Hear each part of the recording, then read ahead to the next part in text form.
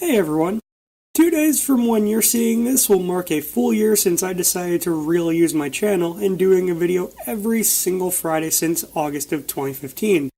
That means 52 videos trying to constantly improve my editing and art skills and help teach people what I know. In celebration of that, today I'm doing a tutorial that's both a how-to and a fundamentals combined on animating your Photoshop files.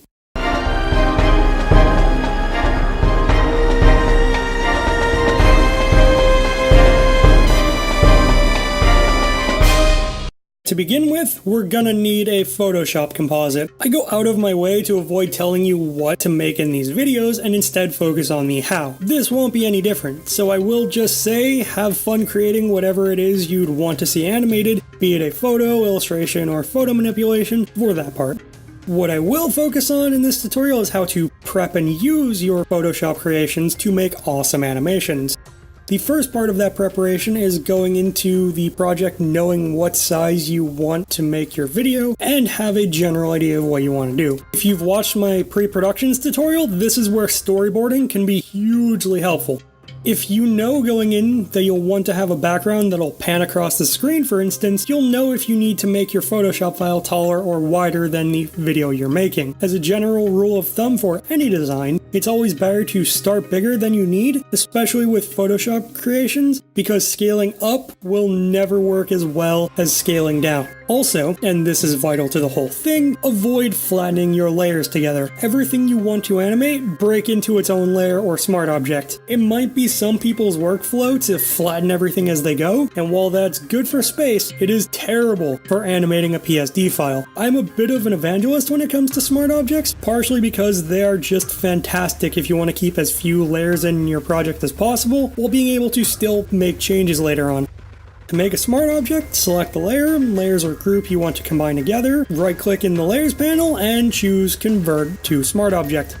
If you've added any textures or adjustment layers, you'll want to make sure those are part of the smart objects you're making too, because when we pull the file into AE in a short bit, any textures you have as their own layers will be separate from the thing they're being applied to, and it'll get weird. And any adjustment layers will have no effect in After Effects, which means unneeded clutter and needing to do them over again anyways if it's not bound to the thing it's being applied to inside a smart object. Everything I just said applies only to composites, where you've brought photos, 3D, and illustrations together inside of Photoshop to make a final image. Say you don't need to do any of that because you're planning on just using a really awesome photo you've taken and giving it some life. This is something you see a lot in TV commercials because it's relatively simple and quick, but it's an awesome technique nonetheless. To do this, just like with my depth of field how-to, you'll need to break everything you want to animate into its own layer. Select the things you want to move one by one using your selection tool of choice, be it the magic wand, marquee, lasso, or pen tools. The main point is to get the selections as close to your objects as possible and to remove as much of the unwanted visual info, such as background poking through someone's hair, as possible. After each selection, you can layer via copy or Command J on a Mac and Control J on a PC, which will make a copy of your selection as a new layer. Or you could layer via cut with Command Shift J or Control Shift J, which will take your selection and remove it from the current layer, making it into a new layer above it. Or you can do my preferred method and mask everything. To do this, I hit Command or Control J on a layer without any selection, or hold down Option or Alt and drag the layer up, which will also create a duplicate of the layer. From there, I make my selections and hit the square with a circle through it on the bottom of the Layers panel, which will make it so only my selections will show in that layer. I then do this for each layer until everything I want to animate is its own thing, all with the option to correct the masks later. No matter what, you might notice something when it's all said and done. If you turn off the bottom layer, there's going to be holes, and if you turn off more of those layers, you'll notice more holes. Because you'll be animating everything separately, those holes are going to be an issue in most cases. To fix this problem, you have three options. Depending on how much data has been chopped out of the background, or what kind of background it is, you can select your background layer, rasterize any masking on it, and fill in the holes. Easy if you've got a model on a backdrop. Much more of a hassle if you've removed a pair of athletes from a shot taken at a packed stadium. Depending on how simple things look, you can probably do fine by using the clone tools, brush tool, and duplicating and warping sections of the photo to patch over old holes. This takes practice to get good enough at to make it unnoticeable, but the results when done right can be fantastic. The second option, if things are just too complex to reasonably replace, is to just remove the background entirely and use another similar photo in its place. I say reasonably because you can do anything in Photoshop with enough time and effort. But if you're working for a client, chances are good you don't have that kind of time. If you replace the background altogether, make sure you do lighting and color corrections so it matches the other subjects of the photo. This can be done with brushes, adjustment layers, layers on different blending modes, and layer styles. Either way though, once you've got it adjusted to match everything, make sure to convert it all, or again, it'll all be separated from the background in AE. The last and obviously easiest option is to just remove the background altogether. Depending on what you're trying to do, this can work. With all of that done, there are two more things on the Photoshop side before we can get to animating. First, go through everything in your layers panel, and anything you're not going to be using to animate, or anything that's hidden which you don't need, delete it, or combine it into a single smart object. Either way, the idea is that when it goes into AE, everything in your PSD file will be imported. Having all these layers will only clutter and confuse. If you don't need any of the layers you've hidden, you can even do a shortcut by going up into the layers menu at the top and under the delete submenu, delete hidden layers. And lastly, name everything. Did you break a character apart so you'll be able to animate the arms separate from the legs and head? Name them. Break your background image into foreground, midground, and background? Name them. This isn't quite as important with smaller files, but if you've made a huge matte painting with dozens of different parts you'll want to animate in the background, or even a digital painting with plenty of moving parts, naming all your layers will be a huge time saver, and definitely name them in a way you'll know exactly what they are later. Why? To get into that, let's hop over to After Effects. First, we'll need to get the PSD file into After Effects before we can do anything. So we can go up to the File menu and choose File under the Import menu, or type Command or Control I. Either way, this will open an import window in which you can browse to your PSD file and choose it. Before you click OK or hit enter, you'll notice there are two other drop-down menus on the bottom. The second one will be the one that's relevant to your interests. By default, this will say footage. If you choose to import it as footage, your PSD will be brought in as a movie. If you already have animation in the Photoshop timeline for your file, this might be something you'd want. Or you might want this if you've made an image where you do want everything to animate together, such as if you've made a matte painting with no parts you want to move. Under that are the options to bring your file in as a composition. If you choose to bring it in as a composition, it'll default to the last composition size you had selected in AE. With retained layer sizes selected instead, the comp will change to match the tallest and widest point of your PSD file. Clicking OK or hitting return or enter, a second window will open up with options to maintain or merge layer styles into footage. With editable layers, you'll be able to change any layer styles in AE, but you might have some issues with 3D. Merging your layer styles will make each layer being imported into its own footage, which can look a bit different than the PSD, but will render faster and won't have said 3D problems.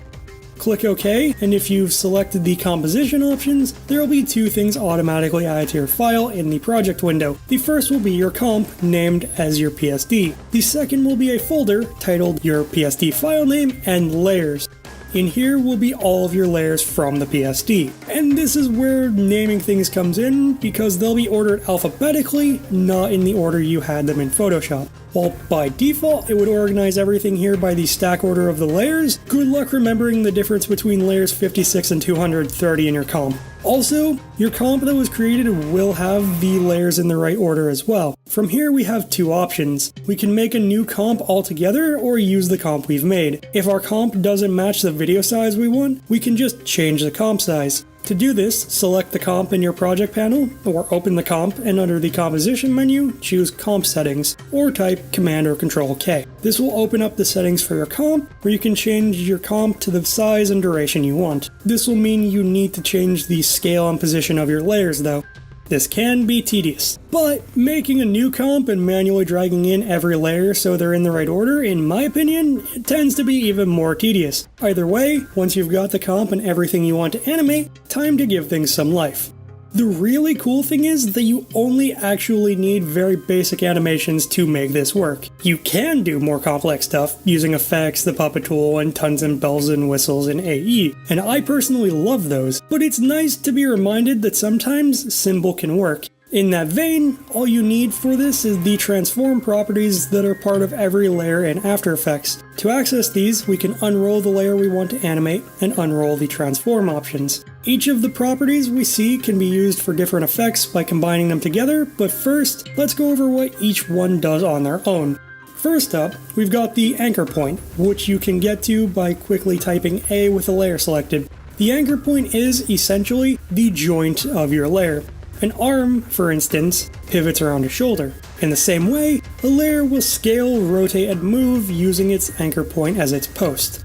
You can change where this joint will be by manually dragging the numbers down under the layer, or by clicking on them and typing in your X and Y positions. It's much faster and more efficient though to just click the square icon up at the top or type Y. This will activate your pan behind tool, which you can use to just click and drag your anchor point where you want it on the layer's content.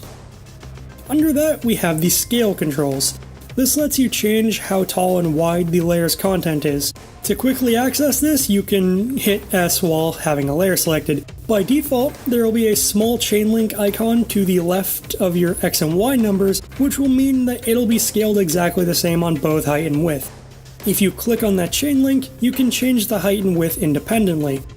Just like with most design though, it's generally advised to avoid stretching your content, but as I've shown before, you have a lot more leeway with that when it comes to animating. Next up, we've got the position controls, or the P key. This lets you move your layer left, right, up, or down to simulate motion. If you're working with a 3D layer, by clicking under the white cube icon, you'll also be able to move it in Z-space, so it can actually move closer to or further from the audience. If that cube icon is invisible, go to the bottom of your timeline, and on the far left, click the overlapping white boxes. Beneath that, or by typing R, are the rotation transformations. As the name suggests, this control lets you rotate the content of a layer. In the context of this tutorial, this is great for rotating your character's limbs using your anchor point as the joints of their body, or just spinning something in and out of frame. It'll pivot the content in a circle around your anchor point by default. If you have the 3D switch activated though, you'll also have 3 separate rotation controls for the X, Y, and Z. This lets you rotate the layer differently around your anchor point. X rotation will spin your object vertically, Y rotation will spin it horizontally, and Z rotation will do what the 2D animation was, spinning it in a circle.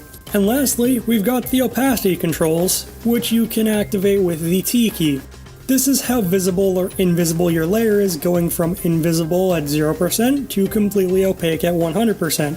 This is most useful for fading in and out. Now we get to putting it together. To animate anything in After Effects, we use what are called keyframes. To start our first keyframe, we go down to the stopwatch icon down in the timeline or in the Effect Controls panel. They'll be gray when inactive and blue when turned on. When you activate the stopwatch, a small blue diamond or square, these would be the keyframes, will appear. Just like the stopwatch, these will be inactive if they're gray and in use when they're blue. To animate something, move forward in your timeline either by dragging the blue handle or manually changing the time you're at. Then, change a setting for the thing you've keyframed, and a second keyframe will appear. You've now animated something. If you have layers that are part of the same thing, such as limbs for a character, you can also parent everything to the main part of that character. This will then keep everything attached to it without needing to animate the positions of every single thing. To do this, we choose the main layer from the menu on the far right of our layers, or click on the small spiral next to that and drag it to the same layer. So with all of that covered, we can finally bring it all together.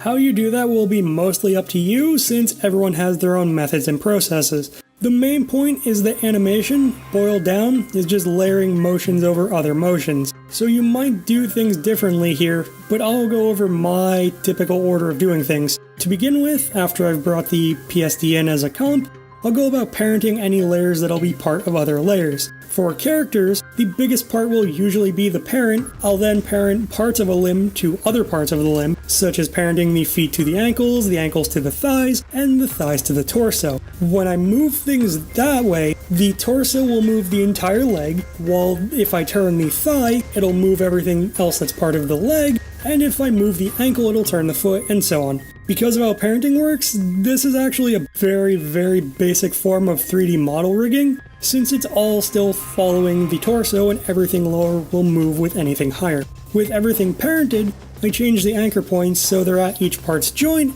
and then get to the positions. This will typically be moving characters and props where I want them, and animating the motions for the background.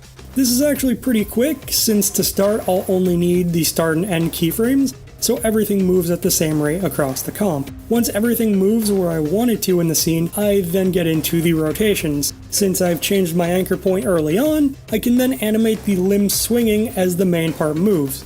Once I've got my settings, characters, and props moving, I might want to add more 3D depth.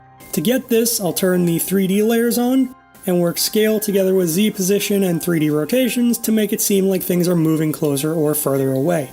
I might also do this using the 3D camera, but that's a whole different video in the future. Lastly, for the basic transformations, I then do fades using the opacity. I then get into the more complex animations.